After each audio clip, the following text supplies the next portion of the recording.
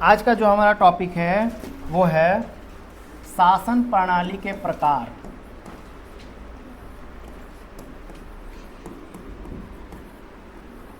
शासन प्रणाली के प्रकार। आप लोगों को बस अभी लिखना कुछ भी नहीं है, तो लिखा हुआ सब मिलेगा आपको, तो बस जस्ट सुनना है, ठीक है। तो शासन प्रणाली के प्रकार की बात कर रहे हैं, यानी पीछे हमने देखा कि दुनिया में कार्यपालिका भी कई प्रकार की हैं। कहीं हमारे यहाँ संसदीय व्यवस्था है, अमेरिका में अध्यक्षात्मक व्यवस्था है, फ्रांस में एक अलग ही व्यवस्था है, वहाँ प्रधानमंत्री राष्ट्रपति दोनों में पावर इक्वल डिस्ट्रीब्यूट होता है। स्विट्ज़रलैंड की व्यवस्था बिल्कुल अलग है, 6 लोगों की कमेटी शासन चलाती है, ऐसा अलग अलग है। वहीं जर्मनी में जो है ना कोई राष्ट्रपति ना कोई प्रधानमंत्री, वहाँ चांसलर होता है। यानी दुनिया के अलग अलग हिस्सों में अलग अलग प्रकार की व्यवस्थाएं हैं। तो उसी को हम क्या कह रहे हैं, शासन प्रणाली के प्रकार। तो शासन करने के कई प्रकार प्रचलित रहे हैं पहले से, ठीक है। तो जैसे एक व्यवस्था है पहले से, अब जानते हैं, एक एक करके देख लेंगे। सबसे इनिशियल में क्या आया, राजतंत्र।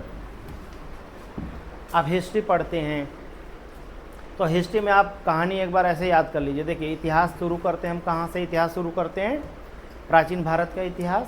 शुरुआत करते हैं पाषाण युग से, यानी जब इंसान जो है बंदरों से 2 पैरों पर खड़ा होकर चलना सीखा।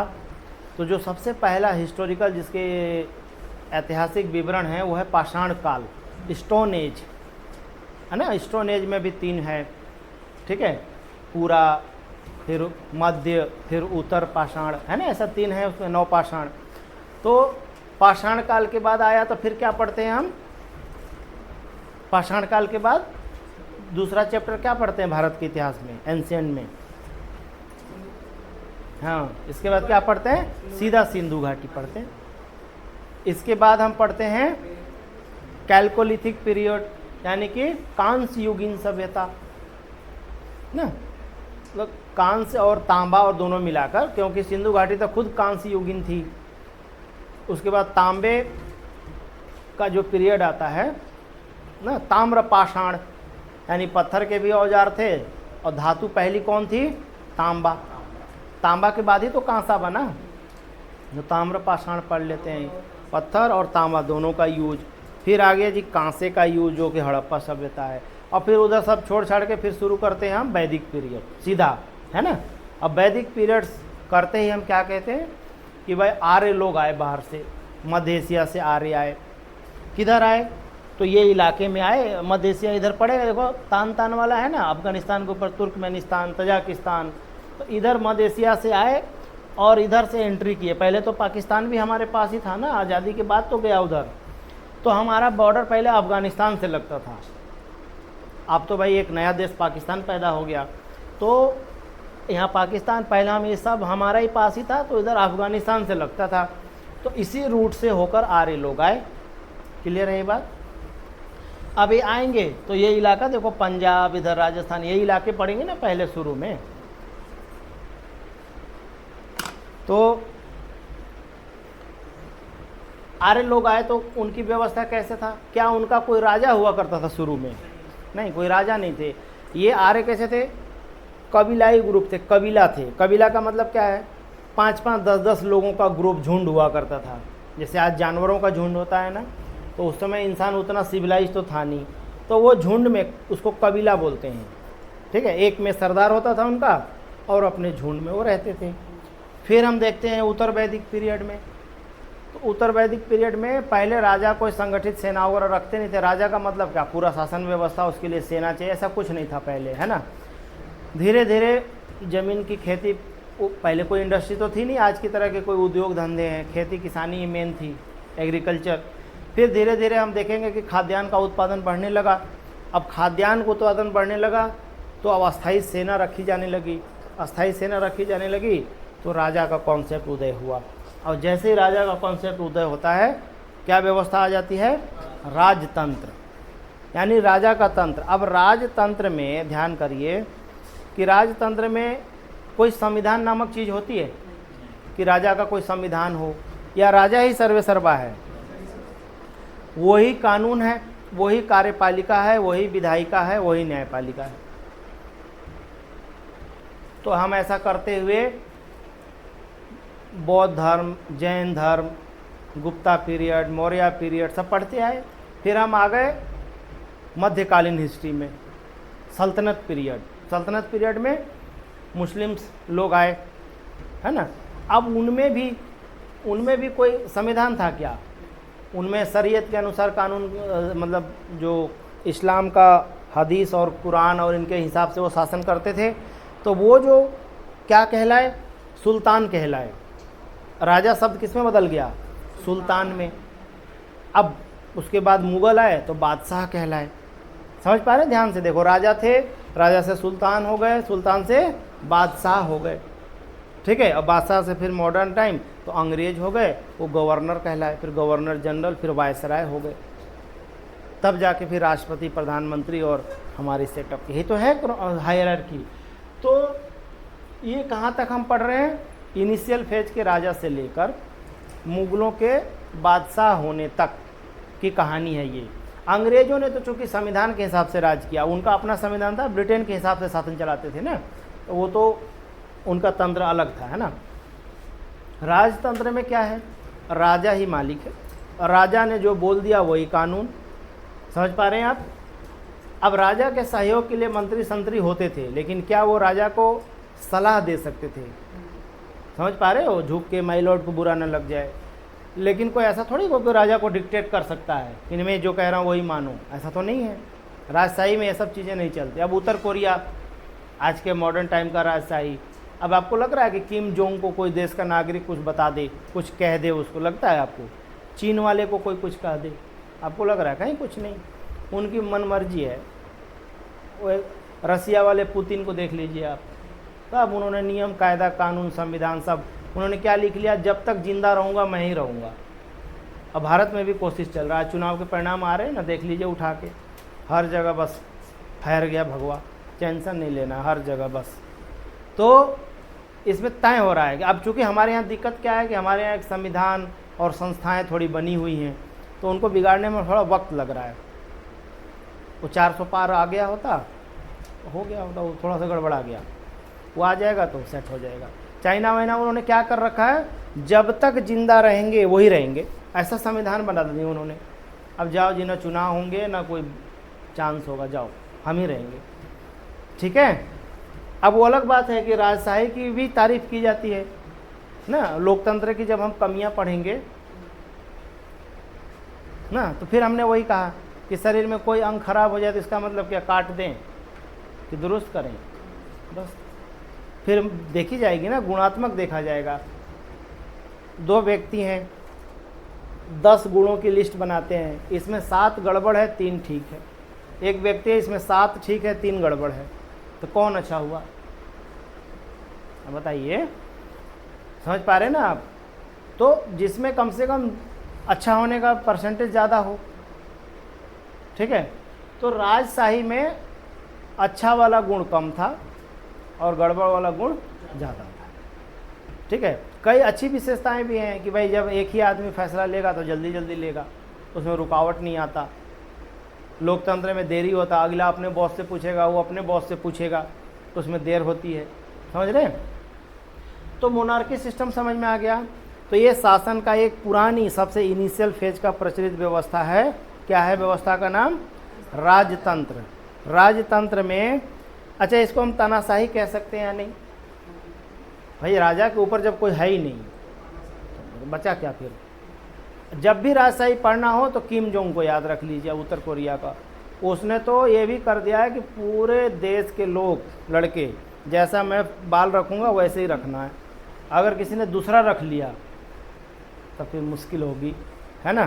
तो क्या मतलब है, वहाँ तानाशाही है या नहीं? चाइना में तानाशाही है या नहीं? का लोकतंत्र है, कोई बोल सकता है वहाँ? कोई आपने न्यूज़ देखा है वहाँ का? उन्होंने अपना ही फेसबुक बना लिया, उन्होंने अपना ही ट्विटर रखा, उन्होंने अपना ही गूगल रखा, वो बोला ये सब यूज ही नहीं करेंगे, बाहर जाएगा ही नहीं कुछ। तो इस लेवल का चेक एंड बैलेंस है वहाँ, समझ रहे हैं? तो इसका मतलब कि जो राजतंत्र है ये किसका सिनोनिम्स है? तानाशाही का। तो इसको समझने में क्या बहुत टाइम लगेगा आपको? लिखा हुआ 2 मिनट पढ़ लेंगे, आप समझ जाएंगे। इसके बाद एक और व्यवस्था दिखा गया वर्ल्ड लेवल पर, एक बना जी अल्पतंत्र। अल्पतंत्र, अल्पतंत्र क्या व्यवस्था है ना? इसको अल्प मतलब कुछ लोगों के मुट्ठी में रहेगा शासन। राजा में तो अकेला एक ही है, ठीक है, बाकी तो उसके मातहत हैं, उसके सहयोगी हैं। लेकिन अल्पतंत्र में क्या है, कुछ लोग हैं, 3-4 लोग हैं, वही डिसाइड कर रहे हैं मिलके, वहाँ अकेला ना होके कुछ। तो इसको हम क्या कहते हैं? इसको हम गुट तंत्र कहते हैं, गुट बनाकर। गुटबाजी सुने होंगे ना, गुटबाजी, तो गुट तंत्र है ये। गुट बना लो, 4-5 जनों का एक गुट होगा, वही होल्ड करेगा सारा। क्लियर है? अच्छा, एक तीसरा है इसी व्यवस्था में, जो कि हमारे यहाँ है, क्या कहेंगे उसको? लोकतंत्र। समझ पा रहे हैं? तो राजशाही आई, राजशाही से अल्पतंत्र एक व्यवस्था है, और फिर क्या आया? लोकतंत्र। अब लोकतंत्र आया तो फिर डेमोक्रेसी का मतलब ही है सबका अधिकार बराबर। पीछे आप जितने आर्टिकल अभी पढ़ के हटे हैं, क्या किसी राजशाही में वो आर्टिकल पॉसिबल है? किसी गुट तंत्र में हो सकता है? अंग्रेज में वो तो कानून द्वारा शासन है ना, ब्रिटेन की तो कोई ब्रिटिश व्यवस्था थी ना, अंग्रेज की तो व्यवस्था ही अलग है, उसको तो नहीं रख सकते इसमें। औपनिवेशिक व्यवस्था भाई हमारे लिए गड़बड़ हो, लेकिन वो तो कानून से ही तो चल रहे थे। उन्होंने रेगुलेटिंग एक्ट पास किया, तो प्रॉपर विधायिका से पास एक्ट है भाई, पिट्स इंडिया एक्ट है, तो कानून पास है ना, उन्होंने तो पूरा कानून बनाकर किया। समझ पा रहे हैं? अब जब कानून बन जाए तो फिर बन जाएगा, फिर कानून के हिसाब से ना। लेकिन ये सब तो ऐसा कुछ नहीं है ना। अब राजा का मन क्या है? मन तो कानून है, पहले से लिखा हो कि राजा को ये पसंद है, तब ठीक है भाई, आदमी को पता हो कि भाई राजा को ये पसंद है, हमको अच्छा लगता है तो हम उसके राज में रहेंगे, नहीं लगता है तो नहीं रहेंगे। लेकिन जब कुछ पता ही नहीं राजा को क्या पसंद आ जाए, कब लटका दे और कब नवाज दे, तो इसको आप क्या कहेंगे? मन है ना ये तो ये कोई लिखित तो कोई उल्लेख है नहीं। तो वहाँ क्या चल रहा है? वहाँ तानाशाही चल रही है। समझ पा रहे हैं? लेकिन औपनिवेशिक शासन व्यवस्था में प्रॉपर दस्तावेज था, हर चीज़ का लिखित था, सब कुछ कानून के तहत होता था। वो अलग बात है कि हम चूँकि उनके उपनिवेश हैं तो वो अपना फ़ायदा देखेंगे। अब जैसे आजकल लोग सिलेंडर महंगा बेच रहे हैं, महंगा बेचने वाले व्यापारी को इस बात का इल्म है कि किसी गरीब के घर में कैसा जाएगा सिलेंडर? उसे तो अपने मुनाफा से मतलब है, पैसा है तो खरीदो, नहीं है तो भाई भूखों मरो, हमें क्या। ये अंग्रेज़ों का काम था। जब हमारे यहाँ अकाल पड़ा तो उन्होंने कहा भैया अकाल पड़ो, मरते हो तो मर जाओ, हमें क्या, हम तो अपना मुनाफा से मतलब, हम नहीं देते अनाज शनाज, जाओ। तो वो कोई भारत के लोगों को सर्वाइव करवाने के लिए थोड़ी आए थे, उन्होंने तो लूटने आए थे। जितना बन सके हम अपना रेवेन्यू कलेक्ट करें, जितना बन सके कच्चा माल यहाँ से करें, वहाँ जाके फैक्ट्री में बनाए, वहाँ से बने हुए सामान को भारत में बेचे, भारत को बाजार बना रहे थे। तो वो क्यों चिंता करने लगे कि आपको दुख हो रहा है कि आप नैतिक हो रहे हो या नहीं? वो तो इंडियंस हैं, डॉग्स कहते थे भारतीयों को, ब्लैक चमड़ी वालों के साथ वो, तो उनको इस बात का भेद थोड़ी था। लेकिन वो जो करते थे कानून के तहत करते थे। तो वो राजशाही में ना या तानाशाही में उस कैटेगरी में वो फिट नहीं बैठते, वो अलग ही व्यवस्था है, औपनिवेशिक शासन व्यवस्था। ठीक है ना। यहाँ पर हमने तीसरा क्या देख लिया? लोकतंत्र। तो इस पे तो हमें पूरा डिटेल करना है लोकतंत्र पे। तो भाई इसमें आप कल हमने थोड़ा सा परसों बात किया था कि इसमें जनता अपना प्रतिनिधि चुनती है, वो जनता के बिहाफ पर जाके सदन में बैठते हैं, कानून बनाते हैं। यानी कि जनता जो है डायरेक्ट शासन में भाग न लेकर अपने प्रतिनिधि के माध्यम से, तो इसको हम प्रतिनिधि मूलक कहते हैं। ठीक है, रिप्रेजेंटेटिव मूलक कहते हैं। हेलो, हाँ आ जाइए। ठीक है, आगे देखेंगे। ये हो गए तीनों। इसके बाद एक चौथी व्यवस्था है, देखो चौथी है धर्मतंत्र। इसको कहते हैं हम थियोक्रेसी। पीछे आपने इसके बारे में थोड़ा सा देखा है, धर्मतंत्र के बारे में। धर्मतंत्र का मतलब क्या हुआ कि जो धार्मिक पुस्तक होती है उसके अनुसार शासन चलाया जाता है। तो दिल्ली सल्तनत बिल्कुल फिट होगा इसमें, ठीक है ना। लेकिन अकबर जो है उसमें फिट नहीं होते, वो मुस्लिम शासन पद्धति के हिसाब से नहीं चलते थे, इसीलिए तो उसको काफ़ी सहिष्णु शासक माना जाता है अकबर को। और जबकि मध्यकालीन वाले देखे कितना क्रूवेल हैं। वहीं जाके मुग़लों में औरंगजेब जो है उसने पूरा हदीस और कुरान के आधार पर शासन चला दे। देखिए औरंगजेब को किस रूप में याद किया जाता है। लेकिन बाबा अकबर को देखिए आप, अकबर, जहांगीर, शाहजहाँ, ये सारे जो हैं लिबरल शासक हैं। उन्होंने कभी हिंदू मुसलमान का भेदभाव नहीं किया। उन्होंने ये नहीं कहा कि जी सबको पकड़ के कन्वर्ट कर दो मुस्लिम में, वैसा होता तो कोई हिंदू बचता ही नहीं, क्योंकि उन्हीं का शासन लंबा रहा है। लेकिन जो दिल्ली सल्तनत वाले सुल्तान थे उनमें कई लिबरल, ऐसा फिरोज शाह तुगलक वगैरह लिबरल थे, लेकिन कई बड़े कट्टर हैं। समझ पा रहे ना। तो धर्मतंत्र का मतलब हुआ कि जिस राज्य की, जिस स्टेट की शासन व्यवस्था धार्मिक मान्यताओं के अनुसार चलाई जाए, उसे हम क्या कहते हैं, धर्मतंत्र। हालांकि दुनिया में अब धर्मतंत्र का कोई अस्तित्व नहीं है। एक उदाहरण है वेटिकन सिटी। तो जुमा छोटा सा कंट्री है, उससे कोई फ़र्क ही नहीं पड़ता, वहाँ पोप रहते हैं, पोप का ही शासन चलता है, ठीक है। तो ऐसा एक्चुअल में अभी धर्मतंत्र का कोई बड़ा व्यवस्थित उदाहरण दुनिया में है ही नहीं। एक दलाई लामा वाला है, तो उसको तो हम स्टेट ही क्राइटेरिया में फिट नहीं बैठता। हमने आपको बताया था कि उनके पास क्या नहीं है, भूभाग नहीं है, सोवर्निटी है, पॉपुलेशन है और सरकार भी है। क्या नहीं है, भूभाग नहीं है। वो अप्रवासित भारत में घूम रहे, धर्मशाला में रहते हैं, वो तिब्बत में रहते ही नहीं थे, ठीक है। तो यही एक दो उदाहरण है जो किसमें फिट आते हैं, धर्मतंत्र में। तो अभी पूछ ले कि दुनिया में कहाँ धर्मतंत्र है, तो आखिरी सांसें गिन रहा है केवल वेटिकन सिटी। अन्यथा पहले डार्क एज में तो सब धर्म से ही चलता था। पूरा वेस्टर्न जो है वो क्रिश्चियनिटी पूरा धर्म से चलता था। आपको पता होगा कि सुकरात वगैरह को जहर दे के मार दिया गया था, दार्शनिक थे वो, समझ रहे। उन्होंने व्याख्या कर दी और उन्होंने कहा कि ऐसा कैसा नीच आदमी जो ईश्वर को ऐसा बोल दिया। समझ पा रहे हैं। ये जो जितने भी बड़े वैज्ञानिक हुए, वैज्ञानिकों ने कह दिया कि भाई जो है कॉपरनिकस, उसने कह दिया कि पृथ्वी सूरज को घूमता है, पृथ्वी घूमती है सूरज को। अब वो है तौबा मच गया कि बोला ये कैसा अनिष्ट आदमी है। पहले क्या व्याख्या था धार्मिक, कि पृथ्वी सेंटर में है और सूरज भी पृथ्वी को घूमता। तो क्या ये वैलिड व्याख्या है? मॉडर्न साइंस में बिल्कुल उलट गया कि नहीं, सूरज फिक्स है और सारे प्लेनेट सन को घूमते हैं। लेकिन उस समय उन्होंने क्या कहा कि पृथ्वी सेंटर में है और दुनिया का सेंटर वेटिकन सिटी है। बोला ये बोलना है, जो इससे अलग बोलेगा उसको फांसी। समझ पा रहे हैं आप। तो इतना असर था धर्म का। तो उस समय धर्मतंत्र हावी था, लेकिन आज के टाइम में धर्मतंत्र समाप्त हो गया, ठीक है। इसके बाद एक व्यवस्था और है, उसको हम कहते हैं, हालांकि यह भी अब पुरानी बातें हो गई, सब हम हिस्टोरिकल रेट्रो पढ़ रहे हैं। अब ये व्यवस्थाएं पहले हो गई, अब नहीं है। क्या नाम है? कुलीन तंत्र, ठीक है। अभिजात तंत्र भी कहते हैं।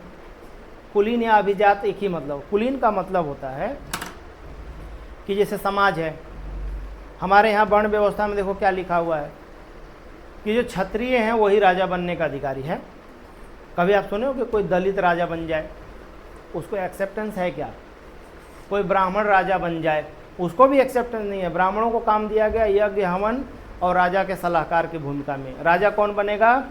यानी कि क्षत्रिय जो होगा वही राजा बन सकता है। अब जैसे भगवान श्री राम, वो भी क्षत्रिय परिवार से हैं।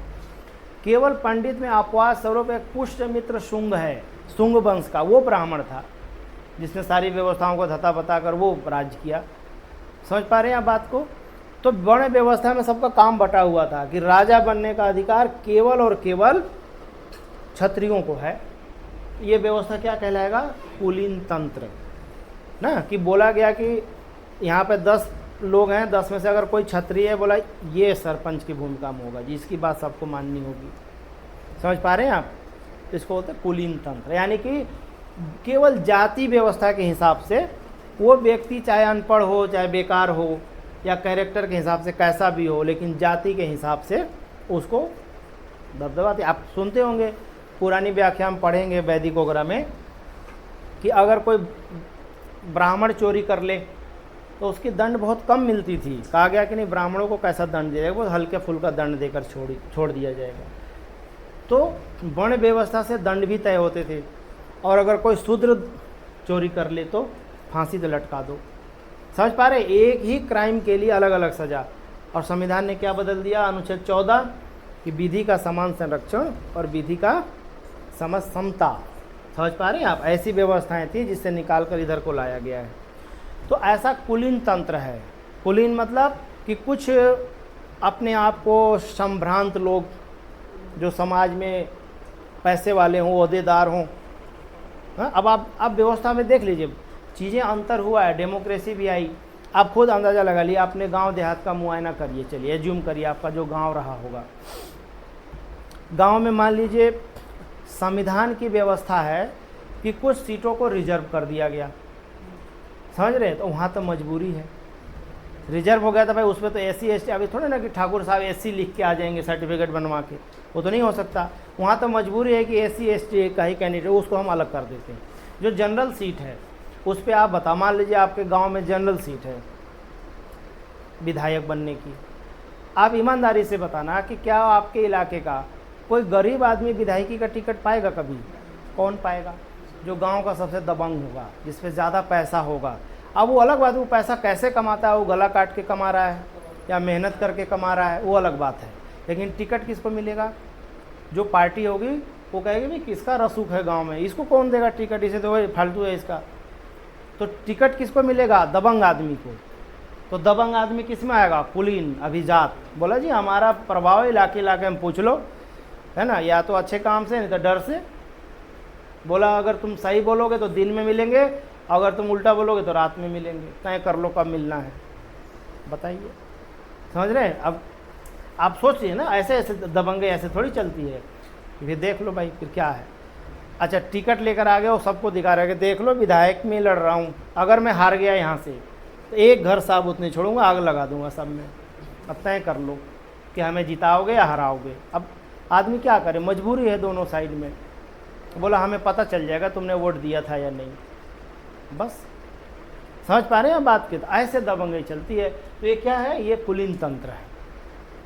संविधान ने बहुत कुछ खत्म किया, लेकिन ये दबंगई खत्म कर पाया संविधान? नहीं, कहीं खत्म कर पाया। आज भी वही व्यवस्था है। गांव में प्रधानी के इलेक्शन में वही खड़ा होगा जो दमदार है।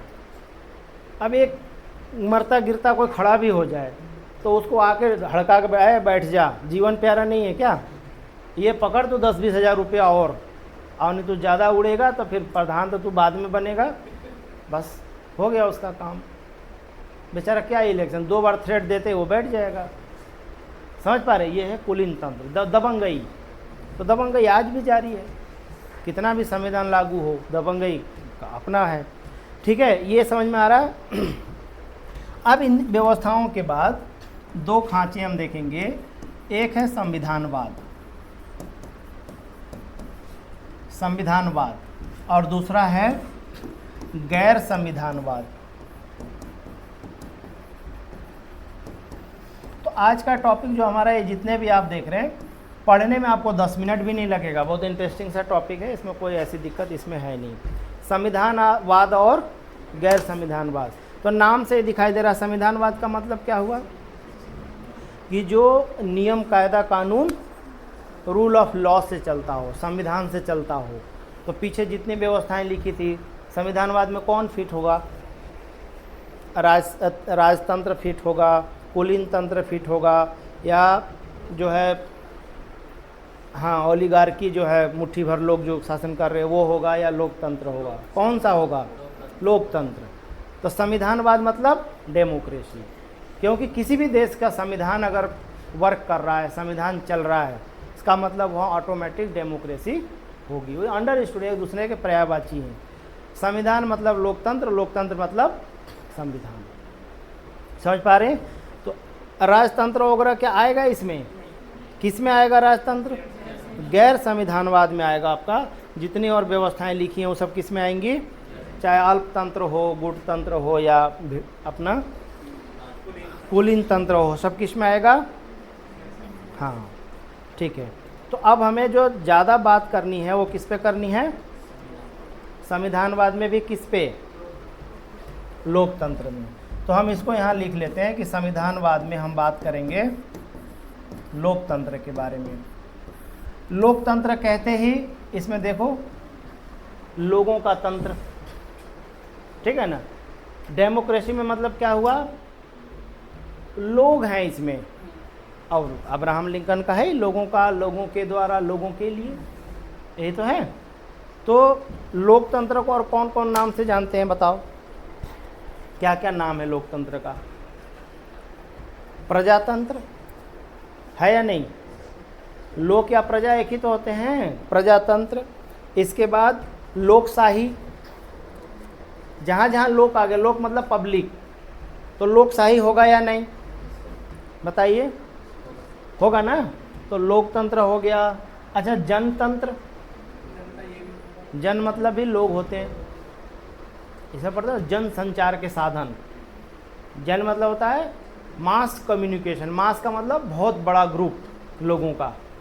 रेडियो, टीवी, अखबार है ना, मास कम्युनिकेशन।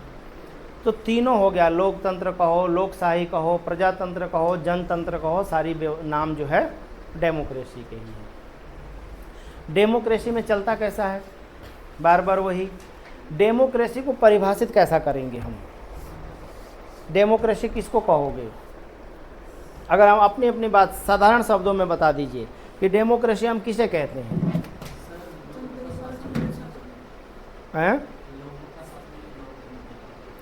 लोगों का कैसा शासन चाहते हैं आप बताएं ना, लोगों का शासन कैसा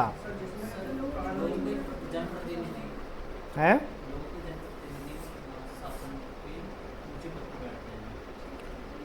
मतलब जनप्रतिनिधि चुनते हैं, है ना। तो इसमें क्या शब्द आ गया? चुनते हैं, यानी कि राइट टू वोट होगा या नहीं? राइट टू वोट होगा तभी तो कहोगे डेमोक्रेसी। जहां आपको राजशाही में आप राजा चुनते थे क्या बताओ? कुलीन तंत्र में आप कुलीन वर्ग के लोगों को चुनेंगे, आपका वोट कौन पूछ रहा है? समझ रहे हैं? वो आप कहीं नहीं होते उसमें चुनाव। चुनाव किस में होता है?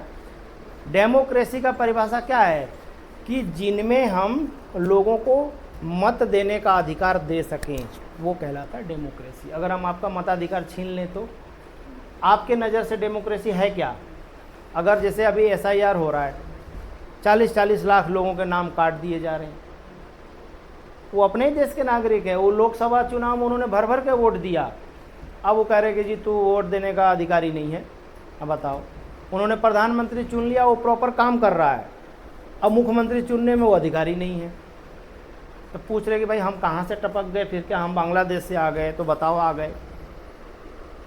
हो रहा है ना, यही तो खेल है SIR में। 10-10 लाख 20-20 लाख लोगों के नाम कट गए।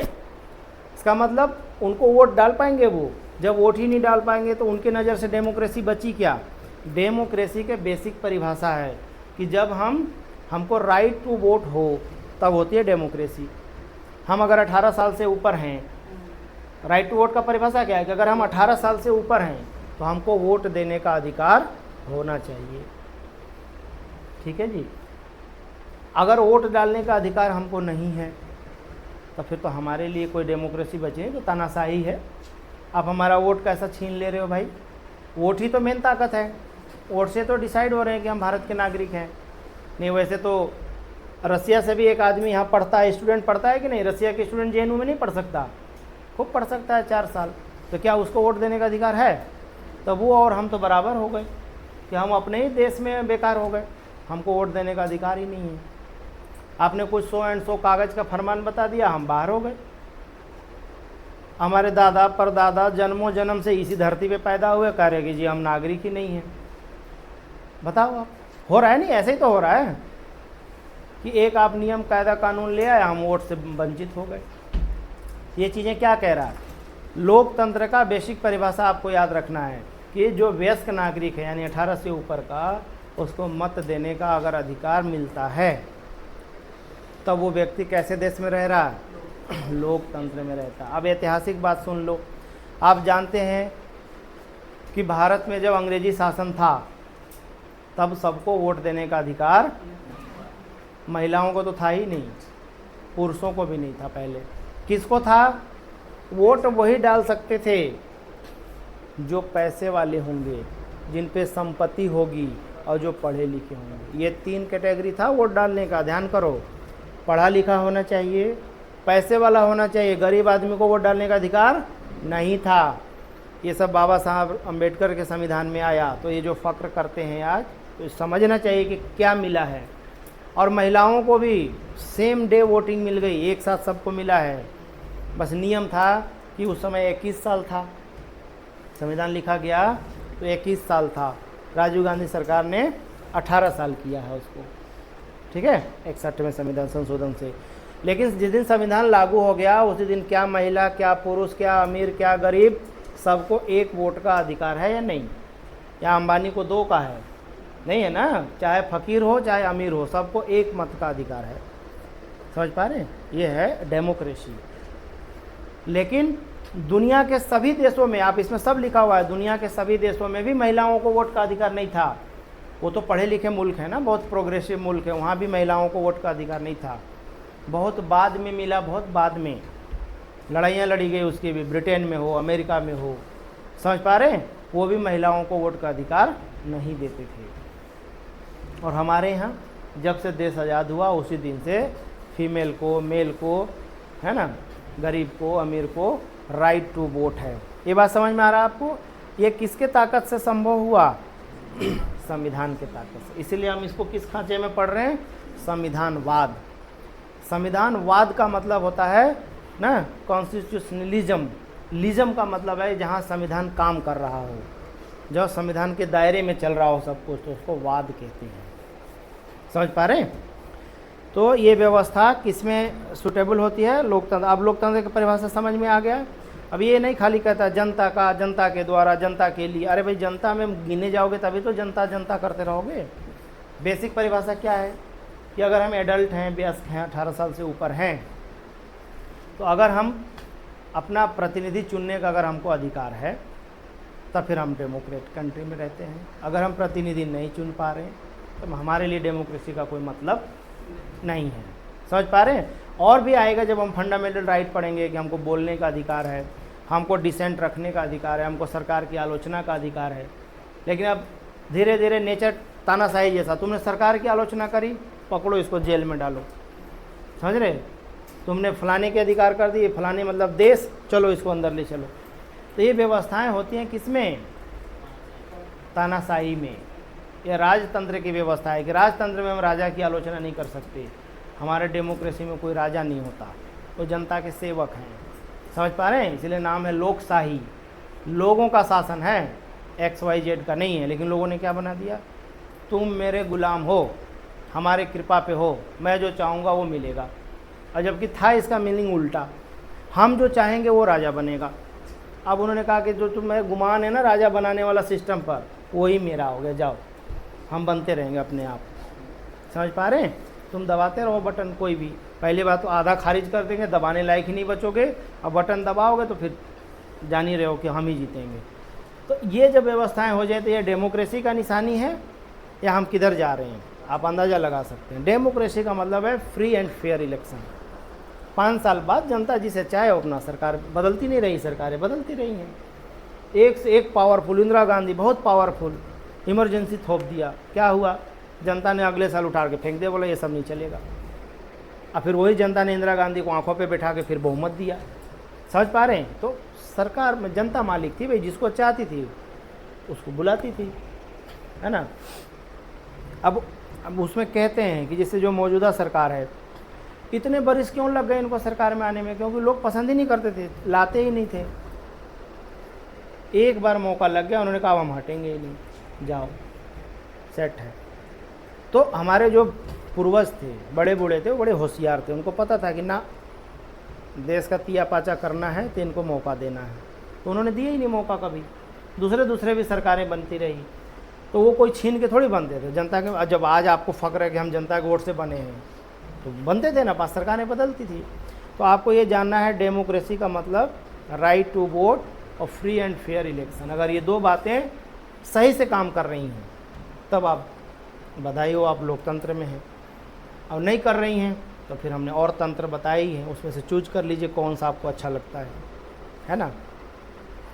अब इसमें जो अगला प्रसंग है वो एनसीईआरटी की बातें दी हुई है ना। ऐसे आप पढ़ेंगे चाहे नहीं, इसमें सब लिखी हुई है। पुराने हमने सारे लिखवा दी थी, जो आप फोटो कॉपी करवाए हैं ना, वो इसमें सभी लिखी हुई है एनसीईआरटी की, यानी कि 6वीं से 12वीं तक की लिखी हुई है। समझ पा रहे हैं? तो जो उसके करक्स हैं, जो इम्पोर्टेंट है, उसमें पहली ज़रूरत है कि सरकार क्या है और सरकार की ज़रूरत हमें क्यों पड़ती है। तो फिर आप इसको पढ़ लेंगे, सब समझ में आ जाएगा कि भाई हमारा जो हमने संसदीय प्रणाली अपनाया हुआ है, संसदीय प्रणाली में हमारा प्रतिनिधि मूलक व्यवस्था है। तो कोई एक जनता शासन नहीं करता, बल्कि जनता अपनी एक प्रतिनिधि चुनती है, वो जनता के बिहाफ पर जाते हैं, वो जनता के लिए, जनता के सुख सुविधाओं, आधारभूत संरचनाओं का ख्याल रखते हैं। ये व्यवस्था, इसके लिए हमें सरकार चाहिए। सरल शब्दों में समझ में आ गया कि चूँकि जनता खुद शासन नहीं कर सकती, तो एक अपना प्रतिनिधि चुनती है। उन सभी प्रतिनिधियों में से एक सरकार में शामिल होता है, वो सरकार बनाते हैं और जनता का ख्याल रखते हैं। जो जनता को चाहिए, सड़क चाहिए, बिजली चाहिए, हॉस्पिटल चाहिए, ये काम सरकारों का होता है। ठीक है, तो ये है कि सरकार क्या है और सरकार की ज़रूरत हमें क्यों। ये बात समझ में आ रहा है? लिखने का सेंटेंस है, समझ में आ जाएगा। अब है कि सरकार और कानून। तो भाई सरकार का एक काम क्या है? कानून बनाना। क्योंकि अगर कानून नहीं होगा तो समाज में व्यवस्थाएं नहीं बन पाएंगी, हत्या, लूट, है ना, ये सारी चीज़ें बढ़ जाएंगी। तो हमें उसके लिए सरकार क्या करती है? हम सरकार को ऑथराइज करते हैं कि सिस्टम सही से चल पाए, इसके लिए आप क्या करेंगे? कानून बनाएंगे। राज्य में है तो राज्यों के विधानसभा में बनेगा, और देश में है तो संसद में बनेगा। ठीक है, उन कानून को बनाता कौन है? हमारे द्वारा ही चुने हुए प्रतिनिधि बनाते हैं। तो इसीलिए चूँकि हमारे प्रतिनिधि बना रहे हैं, तो उस कानून को हम मानते हैं। क्या कोई ऐसा नागरिक कह सकता है कि मैं तुम्हारा कानून नहीं मानता, जाओ? ऐसा कोई कहता है क्या? नहीं कह सकता, क्योंकि ये अंडरस्टूड है कि प्रतिनिधियों द्वारा बनाया गया कानून सबको मानना पड़ेगा, देश के नागरिक जो है। समझ पा रहे हैं? तो कानून का काम, कानून बनाने का काम किसका है? सरकार का है। ठीक है, अब इसमें है लोकतांत्रिक सरकार होगी तो लोगों के हित की बात सोचेगी। ठीक है, जो हमने जितनी पीछे बातें करी कि लोकतांत्रिक सरकार होगी तो उसमें लोगों के हित के लिए ख्याल रखा जाएगा और राजशाही से बिल्कुल अलग होगी। और उसके लिए और भी चीज़ें हैं, जैसे डीपीएसपी वगैरह का है कि जब भी सरकार कानून बनाए तो उसमें डीपीएसपी के प्रोविज़न को शामिल करे। वो सब हम डीपीएसपी में पढ़ेंगे। ठीक है, ठीक है। अब एक बात कि लोकतांत्रिक सरकार की लड़ाई बहुत लंबी रही, आपको ध्यान है। पूरा अंग्रेज़ों से हमने आज़ादी की लड़ाई कब से चल रहा है? 1858 से शुरू हुआ और करते करते जाके 1947 में, तो लमसम 90-95 साल की लंबी लड़ाई है। कोई एक दो दिन में थोड़ी आज़ादी मिली है, हज़ारों लाखों लोगों की कुर्बानी है, कितने लोगों ने अत्याचार सहे अंग्रेज़ों के, तब जाकर हुआ ना। यानी कि लोकतंत्र को इस्टेब्लिशमेंट में बहुत लंबी संघर्ष रहा है। ऐसे नहीं कि अंग्रेज दे के गए कि जो क्या मांग रहे हो मांग लो, आंख बंद करके मैं दे दूंगा सब, ऐसा मिला है। लंबी लड़ाई हमें लेनी पड़ी डेमोक्रेसी। समझ पा रहे हैं? तो इसके महत्व की बात की जा रही है कि इस डेमोक्रेसी का इम्पोर्टेंस आपको समझना है। तो हमारे डेमोक्रेसी को क्या कहते हैं? प्रतिनिधि मूलक लोकतंत्र। बात समझ में आ गया? प्रतिनिधि मूलक का मतलब हम अपना एक प्रतिनिधि चुनते हैं, वो हमारे बिहाफ पर जाकर कानून बनाते हैं। क्लियर है? अब हमको इसमें पूछ ले कि जो आपको वोट देने का अधिकार है वो कैसा अधिकार है? आपका मूल अधिकार है कि विधिक अधिकार है? बताओ, खूब सवाल है इस पे। कैसा अधिकार है? विधिक अधिकार है ना, तभी तो सरकार SIR ला के वोट देने से खारिज कर दे रही है। अगर मूल अधिकार होता तो फिर एक का भी नहीं खारिज हो सकता है, याद रह जाएगा आपको। तो वोट देने का अधिकार कैसा अधिकार है? विधिक अधिकार है। ठीक है, लीगल आपका राइट है, ना कि फंडामेंटल राइट। फंडामेंटल मतलब मूल अधिकार, आपका वोट देने का अधिकार कैसा है? लीगल अधिकार। ठीक है, तो इस कहानी में ये भी सब लिखा हुआ है कि कैसे दुनिया में महिलाओं को वोट देने के लिए लंबी लड़ाई लड़ी गई है ना। उसके लिए जो शब्द है उसको हम कहते हैं सफ्रेज मूवमेंट। सफ्रेज किसके लिए? जो महिलाओं को मताधिकार की लड़ाई लड़ी गई उसको हम क्या कहते हैं? सफ्रेज मूवमेंट। तो अमेरिका में 1920 में और इंग्लैंड में 1928 में महिलाओं को अधिकार मिला है, जबकि ये देश तो कब से चल रहे हैं, लेकिन तब महिलाओं को वोट देने का अधिकार नहीं था। तो बहुत हमारे आसपास, हमें 47 में मिला और उनको 20 में और 28 में। ये बातें सब NCERT की बातें हैं और आप पढ़ेंगे तो एक बार दो बार में समझ आ जाएगा। अगर कोई दिक्कत होती है तो हम इस पर कल बात कर लेंगे, ठीक है। लेकिन अगर आप हूबहू लिखोगे नोट्स को, एक बार देखिए ग्रुप आप हम आपको सेंड कर रहे हैं।